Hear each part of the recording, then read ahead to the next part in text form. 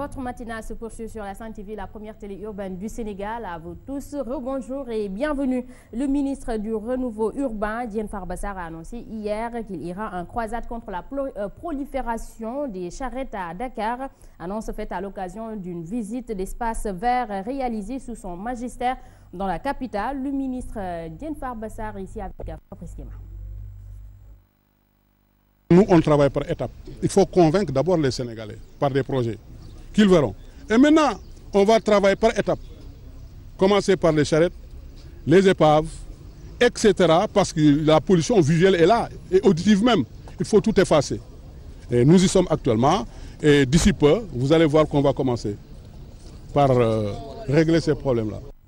En collaboration avec le ministère de l'Enseignement supérieur, la coalition des organisations en synergie pour la défense de l'école a initié le programme de partage de la réforme de l'enseignement supérieur au Sénégal. Objectif, faire comprendre aux Sénégalais la réforme universitaire. Pour ce faire, la COSYDEP mise sur la sensibilisation. Il était en conférence de presse hier, le compte-rendu de Solomon Rimgué.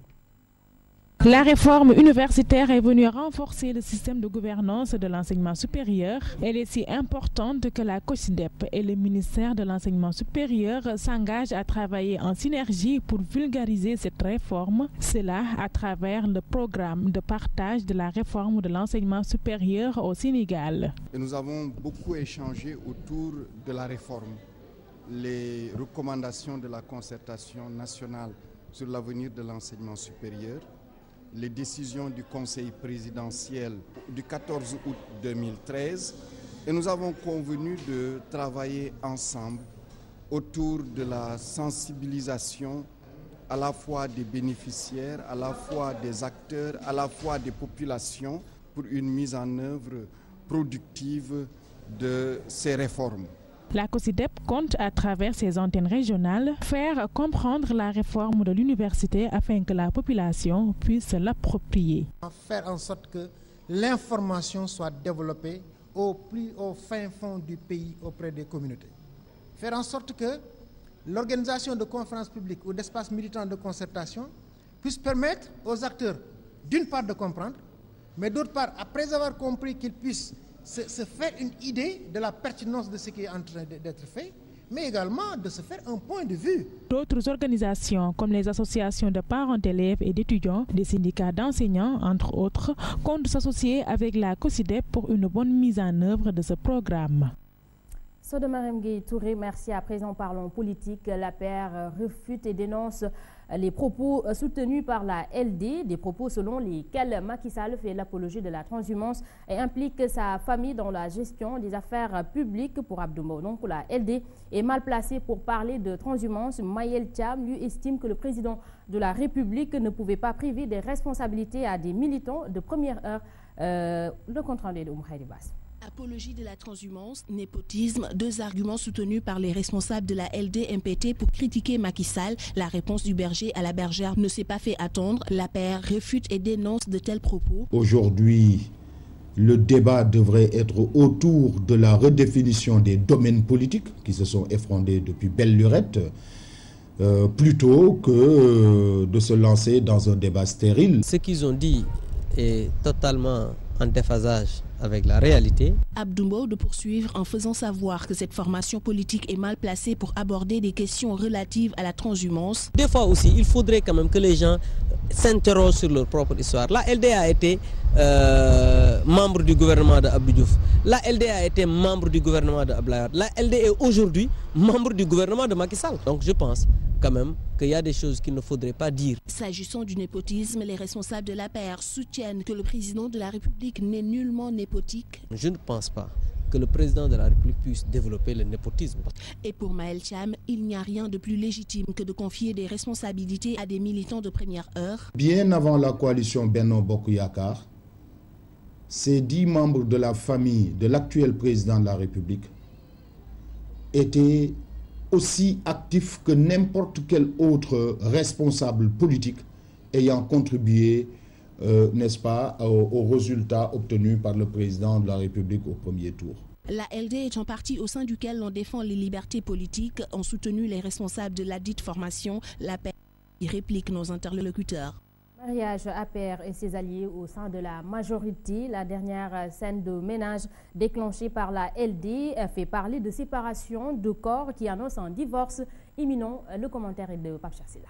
Dans le domaine politique, quand il s'agit du Sénégal, l'on n'a pas besoin de se montrer inventif. Il y en a toujours de la graine à moudre pour ceux-là qui s'intéressent à la chose politique dans ce pays. Le Sénégal, un pays d'hommes politiques, un pays éminemment politique. En atteste ce jeu de dupes qui se joue présentement au sein de la majorité présidentielle. L'alliance conjoncturelle entre des hommes de gauche et des hommes de droite semble vivre ces derniers moments. Des deux côtés, on attend simplement le moment propice pour consommer le divorce. Et avec la dernière sortie de la LD, qui n'a pas hésité à tacler le président et leader de l'APR sur la question de la transhumance, et celle-là non moins sensible de l'implication de la famille présidentielle dans les affaires, au moins on peut parler de séparation de corps. Reste que Macky Sall compte utiliser à fond ce mariage d'intérêts. Plus la gauche va rester au sein de la majorité, plus le bilan de Macky Sall lui sera imputable.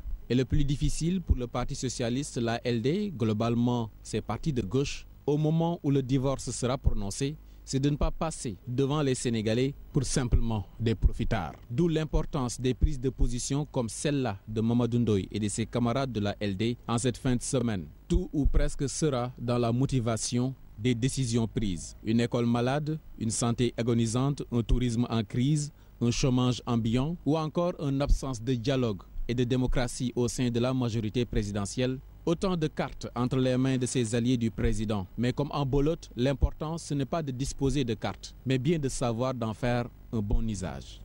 Merci à Pape Chassila. Autre information, Abdou Diafar al-Sénégali, un des kamikazes du triple attentat à la frontière entre l'Irak et la Jordanie. Ce n'est pas une première, dit le professeur Babak Bakary Somb de l'université de Saint-Louis, qui s'interroge par ailleurs sur le livre à partir duquel le djihadiste a rallié l'Irak. Bakary Somb ne pense pas qu'Abdou Diafari a quitté directement le Sénégal pour son lieu de djihad. Il est ici au téléphone par Pape Chassila. Alors là, on n'est pas devant un fait nouveau. On nous l'avait annoncé il y a quelques mois comme étant ce Sénégalais présent dans les rangs des djihadistes. Ce que je veux dire maintenant, là où je suis dubitatif, c'est qu'à l'heure où je vous parle, il n'y a aucune information fiable qui pourrait nous édifier sur le fait que ce combattant soit parti du Sénégal directement.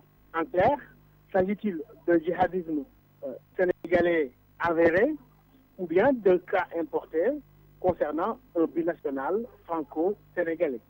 C'est la question que je me pose aujourd'hui. Prévenir vaut mieux que guérir et aucun État n'est à l'abri du djihadisme plutôt, estime l'auteur de Boko Haram du Nigeria en Afrique. Et selon Bakary Somb, l'État doit d'ores et déjà insister sur la prévention. Il est ici avec Pape Chassila. En mai 2013, nous avons publié un rapport intitulé Grand angle sur le radicalisme religieux et la menace terroriste au Sénégal avec l'Institut d'études de sécurité, disant tout simplement que si aujourd'hui les idéologies djihadistes qui inspirent ceux qui ont détruit les mausolées de Tombouctou sont présentes ici, l'opérationnalité n'est qu'une question de circonstances. Or, le problème, c'est que les circonstances sont toujours imprévisibles.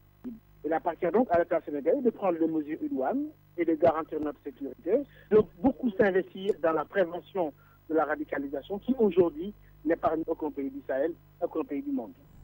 Face à la montée de cet islamisme radical au Sénégal, Imam Mohamed Sissé invite à la tolérance et à la culture de la paix. Selon ce dernier, c'est une erreur que de penser qu'au nom de l'islam, on peut se permettre de tuer et semer même la terreur à travers des actes de djihad. Pour lui, l'islam interdit l'usage de la force pour imposer la religion. Propos tenus à l'occasion d'une conférence de presse qu'il animait hier. Il est ici avec notre reporter. Le prophète Mohammed, paix et salut sur lui, avait appelé l'ensemble des croyants en leur disant en ces termes: vous les croyants, venez entrer dans la communauté des croyants, des personnes qui travaillent pour la paix. Ne vous laissez pas emporter par la haine et la violence, car c'est contraire aux préceptes de l'islam. Et donc toute personne qui œuvre pour la paix entre lui et ses voisins, mais également à travers le monde, est sur la bonne voie. Mais celui qui fait le contraire, c'est-à-dire qui s'adonne à la violence et autres, et qui s'attaque à des personnes, sachez que la religion est contre ces pratiques et qui n'honore pas d'ailleurs la religion qui est une religion de paix.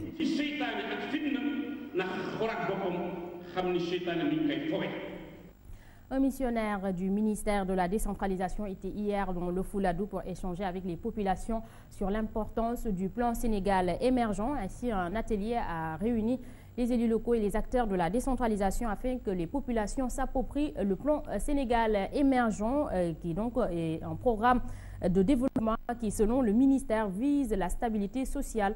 Le compte rendu de Paco Djalibadji. Vulgariser le plan Sénégal émergent, tel est le souci du ministère de la gouvernance locale, de la décentralisation et du développement du territoire. Mais aujourd'hui, à quoi peut s'attendre la région de Kolda de ce plan? Il y a des projets sur le microtourisme. C'est-à-dire chaque jeune peut développer son projet de microtourisme axé sur un segment particulier, que ce soit le segment culturel, le segment ou le segment sportif par exemple. Donc dans le plan Sénégal émergent, vraiment les jeunes, toutes les couches de la population sont prises en compte. Aujourd'hui, ce plan semble ne pas agréer tous les acteurs à la base. À cet effet, la délégation se veut claire. Le PSE va s'adosser sur différents piliers pour un développement du pays.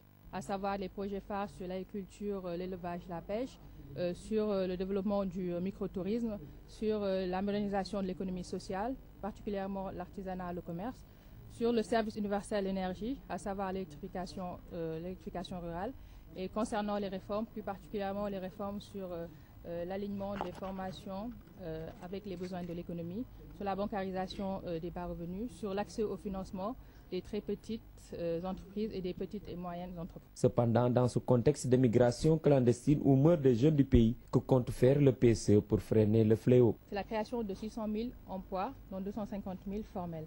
Donc vraiment les jeunes et les femmes aussi sont vraiment pris en compte dans le plan Sénégal émergent à travers tous les projets. Sur l'international, des manifestations violemment réprimées par la police et des radios qui cessent d'émettre face aux tensions qui secouent le Burundi depuis la désignation ce week-end du président Pierre Nkurunziza comme candidat à la présidentielle pour représenter le CNDD-FDD. La communauté internationale appelle encore au calme. Elle dénonce le non-respect de l'accord d'Arusha qui mettait fin en 2000 à la guerre civile dans le pays. Parlons du séisme au Népal. La nuit est tombée sur Katmandou. Une nouvelle réplique a eu lieu hier à 21h heure locale. 48 heures après le séisme qui a frappé le Népal, le bilan dépasse désormais les 4300 morts selon le ministère de l'Intérieur népalais. La capitale népalaise est à l'arrêt et les Népalais attendent l'aide internationale. Voilà, donc mesdames et messieurs, c'est ici que se referme ce journal. À vous tous, merci de l'avoir suivi. Merci de votre confiance renouvelée au programme de la Sen TV, la première télé urbaine du Sénégal. L'info en continu, 7h30, Mambé Ndiaye et Ahmed Eder seront là pour la revue des titres. 7h45, c'est le journal. Et tout de suite, restez avec votre capsule. Bonne journée. Quant à moi, je vous donne rendez-vous à 13h pour le flash d'information. Bon réveil matinal.